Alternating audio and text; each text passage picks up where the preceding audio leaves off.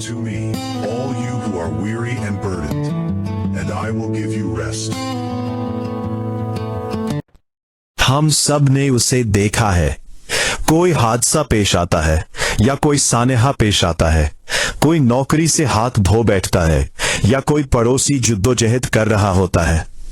हमारा फौरी रद्द-ए-अमल अक्सर होता है, ओह कितना अफसोसनाक है, अफसोस, कितने अफसोस की बात है।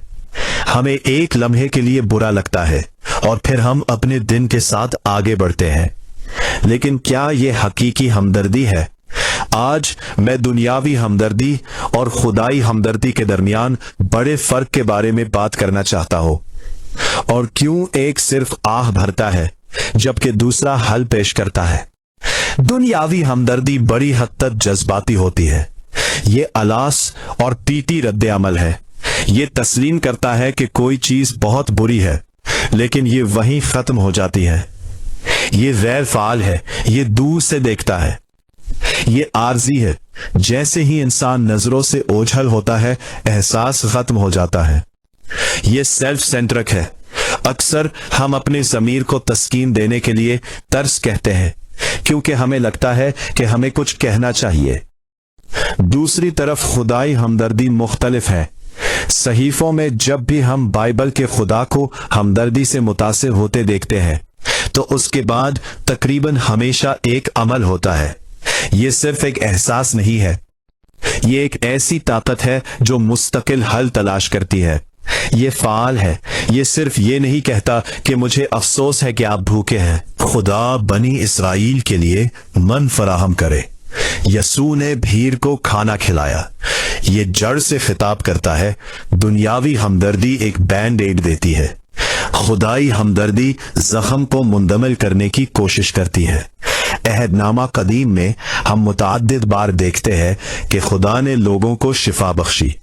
इसका एक नाम यहोवा राफा है। खुदा हमारा शिफा देने वाला है। नए अहदनामे में यसू ने लोगों को शिफा बख्शी और इससे ज्यादा उसने लोगों को मौत से जगाया। ये कुर्बानी है। इसमें कुछ खर्च करना पड़ता है, वक्त, वसाइल या दुआ, एक ऐसी तब्दीली लाने के लिए जो देर पा रहे। तो हम अलास से एक्शन में कैसे जाएंगे? रुके और सुने। सिर्फ स्क्रिप्टेड तरस जवाब ना दे। पूछे कि इस शख्स को असल में क्या जरूरत है। मुस्तकिल हल तलाश करें।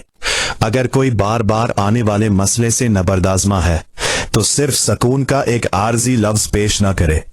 एक मुस्तहकम रास्ता तलाश करने में उनकी मदद करने का रास्ता तलाश करे। अमल में ईमान। याद रखें कि बाइबल के मुख्तलिफ वर्जन और मुख्तलिफ तारीखी तनाजुर सभी एक ही सच्चाई की तरफ इशारा करते हैं।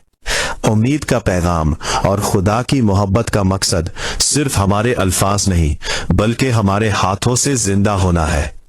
अगली बार जब आप किसी को जरूरतमंद देखें, तो अपने आप को चैलेंज करें। अफसोस के लिए बस ना करें।